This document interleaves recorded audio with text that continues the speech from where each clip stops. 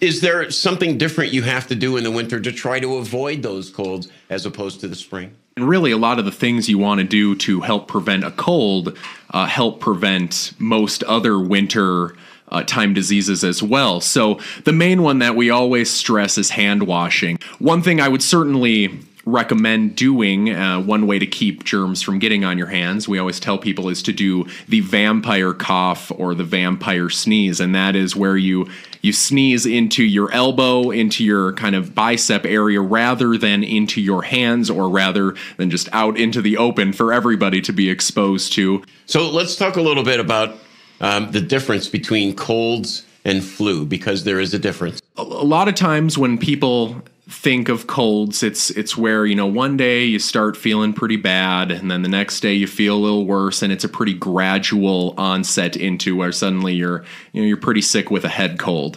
Flu typically will present really rapidly. One day you feel fine, and the next day, how a lot of people describe it, is they feel like they were hit by a bus, where they wake up with extreme fatigue, muscle aches. They might start having that respiratory illness where they have a bad cough. They might have a sore throat. So that's a big differentiator between cold and flu. And so another big difference is flu, a lot of times you will have a fever, whereas if you have a head cold, you typically don't have a fever.